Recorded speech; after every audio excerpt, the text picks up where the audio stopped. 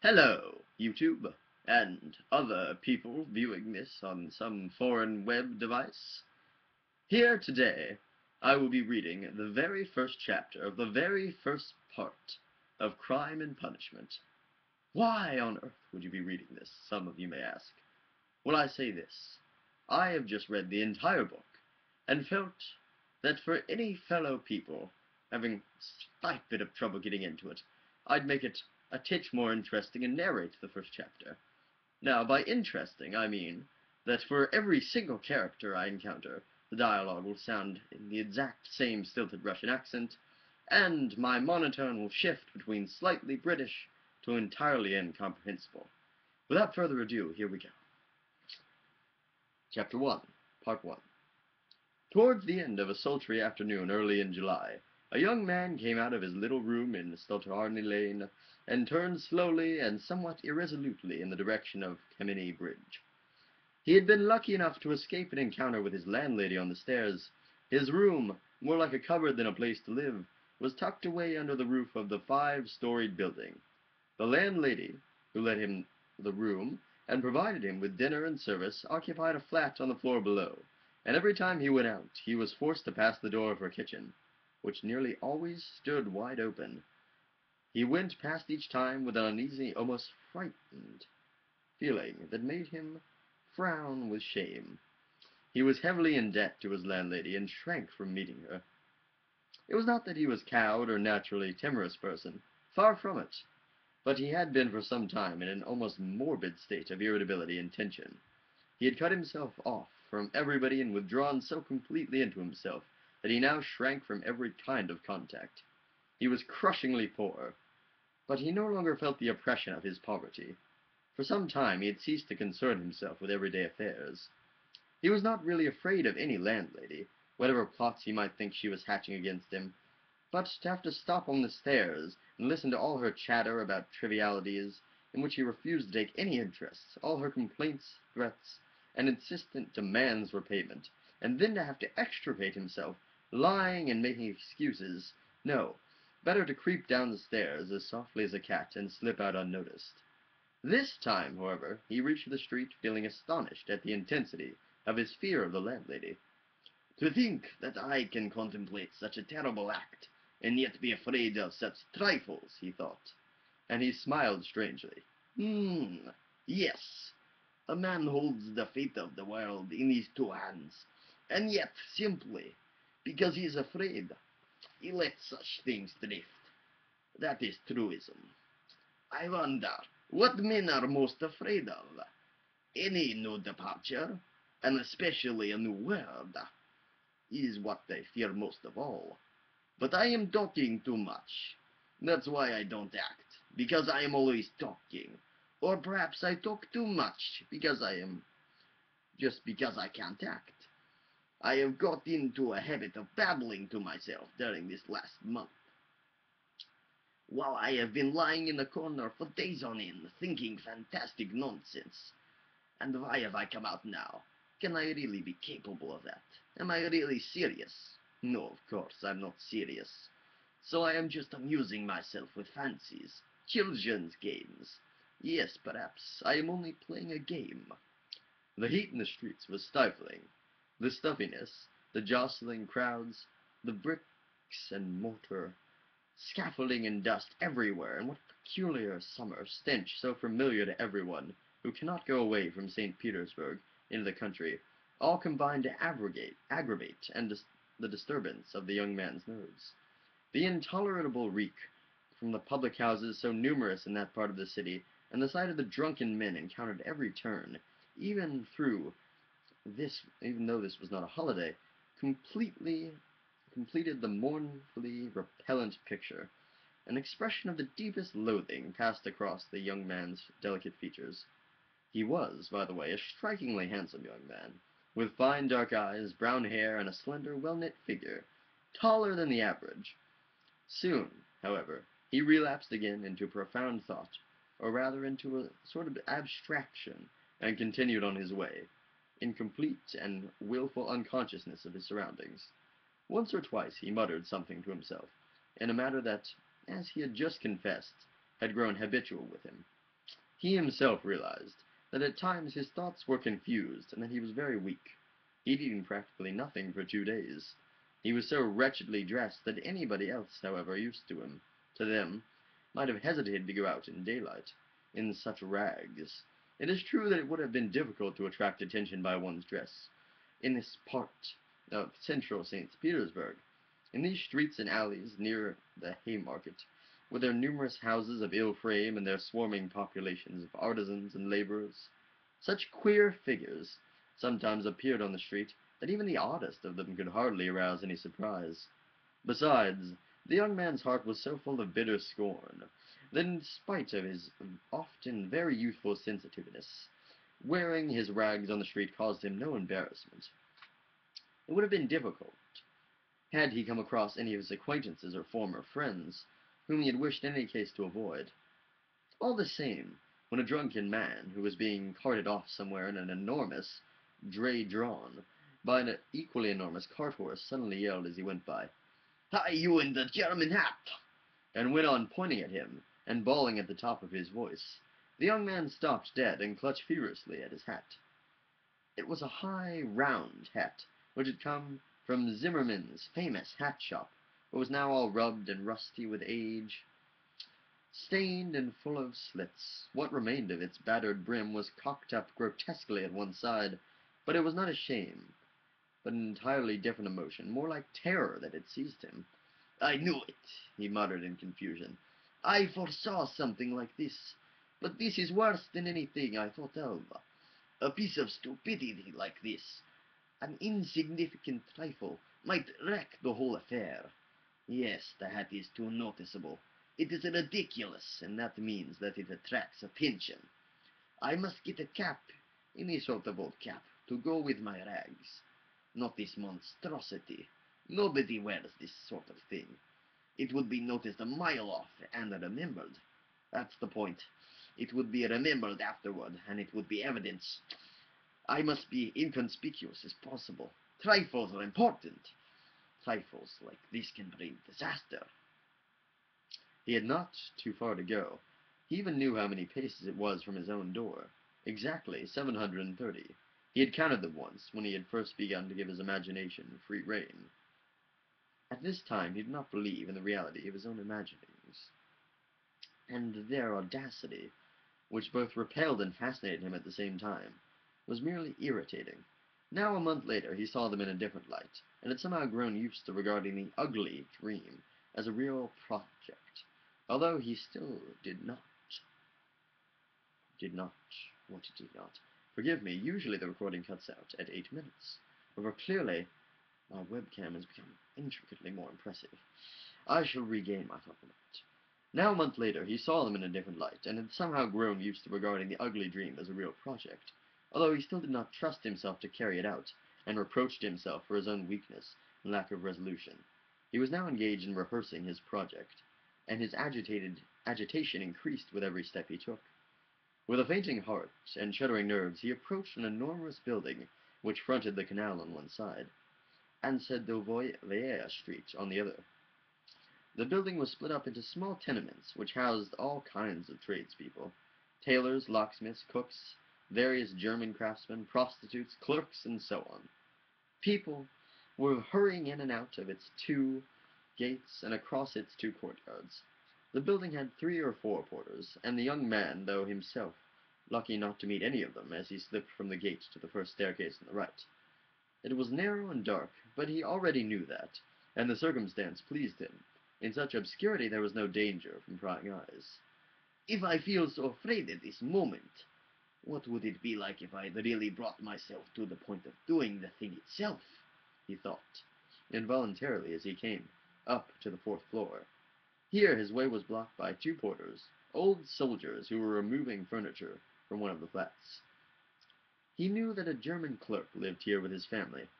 "The German must be removing, and that means that the old woman's will be the only flat occupied on the 4th floor, on the staircase, at any rate for some time. That's fine. In any case, he thought, as he rang the old woman's bell. The bell tinkled feebly, as though it were made of tin, not copper. Small flats in that kind of house nearly all have such bells, but he had forgotten what it sounded like, and its peculiar tinkle seemed to startle him, as if it brought back something to his memory with great clearness. He shuddered. Evidently his nerves were too weak for this time. After a short interval, the door opened, the merest crack, and a woman peered suspiciously out at her visitor. Only her glittering little eyes were visible in the gloom. She seemed reassured, however, when she saw that there were several people on the landing, and opened the door wider. The young man stepped across the threshold, into a dark hall divided by a partition from the tiny kitchen. The old woman stood silently before him, looking at him with a question in her eyes. She was a tiny, dried-up scrap of a creature, about 60 years old, with sharp, malicious little eyes, and a small, sharp nose. She was bareheaded, and her fair hair, just beginning to go gray, was thick with grease.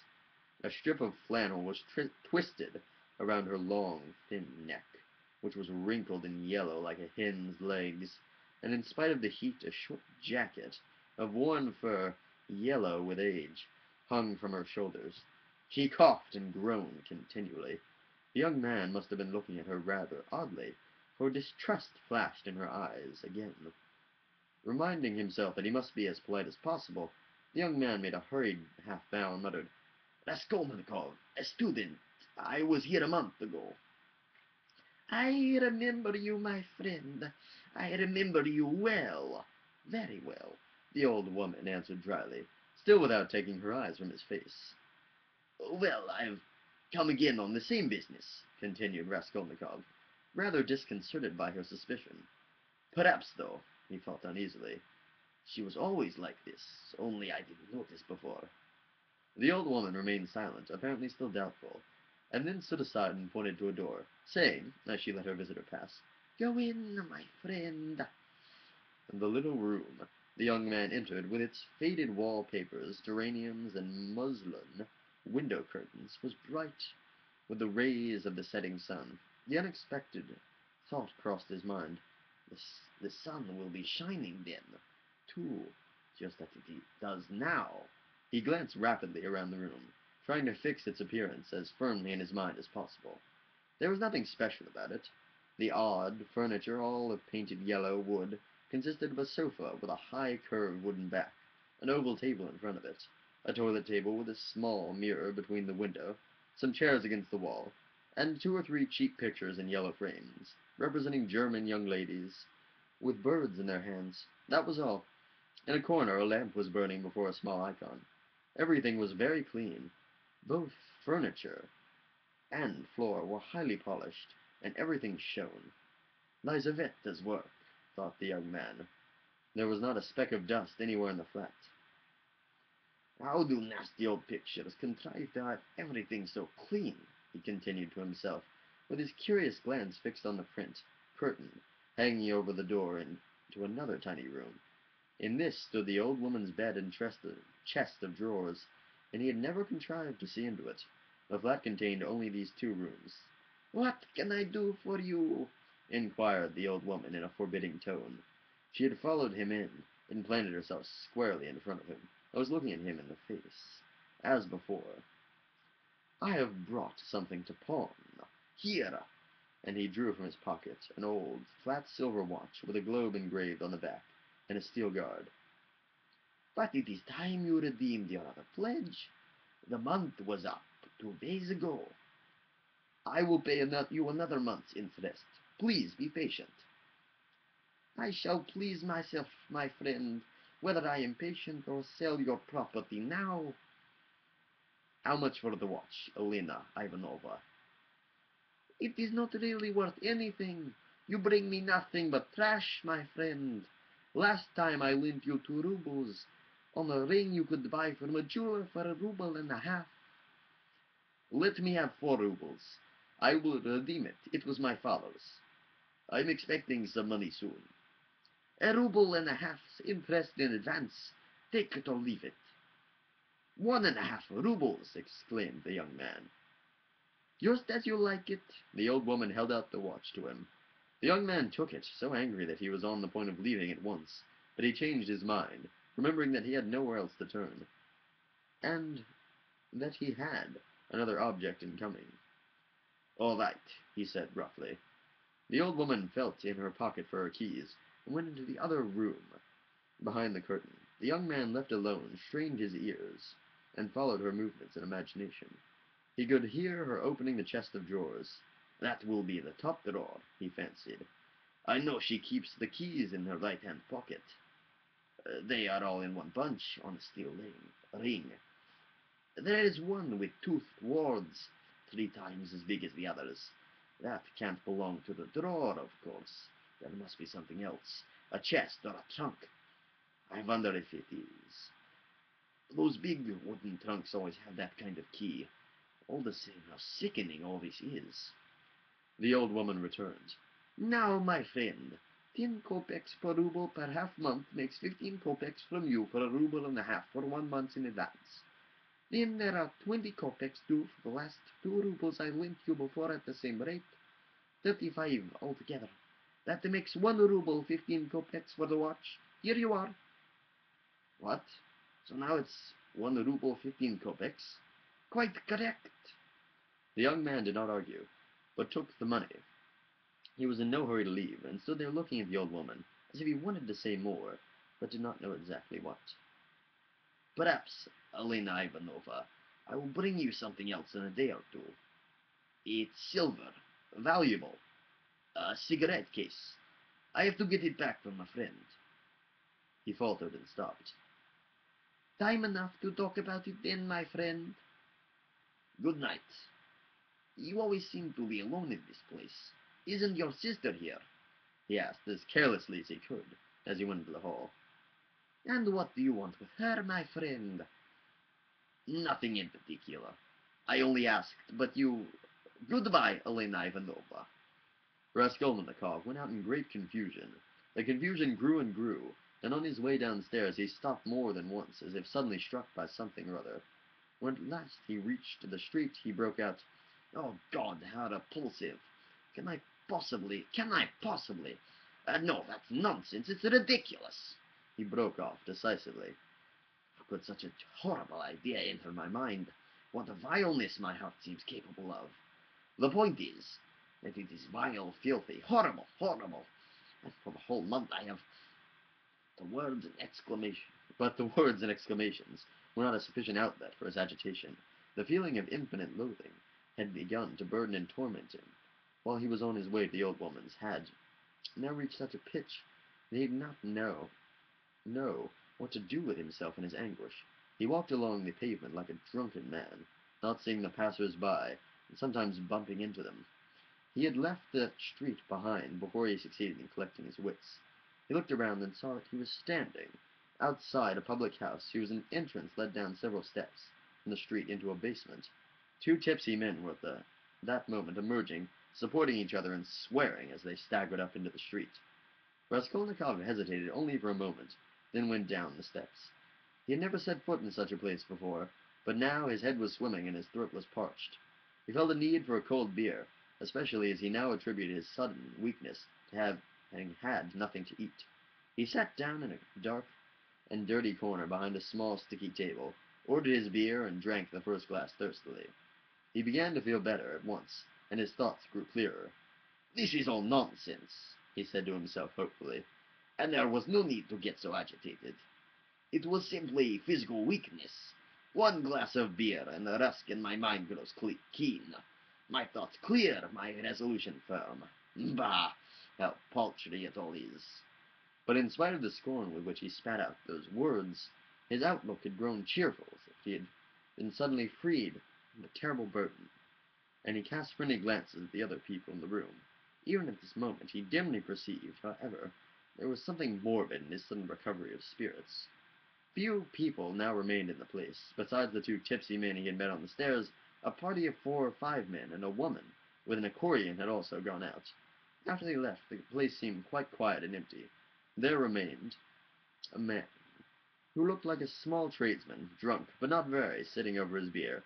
His companion, a huge fat man with a gray beard, wearing a long Siberian tunic, was very drunk and sat dozing on a bench. Every now and then, half waking up, he would suddenly begin to snap his fingers and throw his arms, up, and he would suddenly begin to wide and jerk the top part of his body about, without getting up from the bench. Oh, forgive me. Yes, without getting up from the bench. I got distracted again. So, Spacey, we're almost there, though. Bear with me just a few moments more.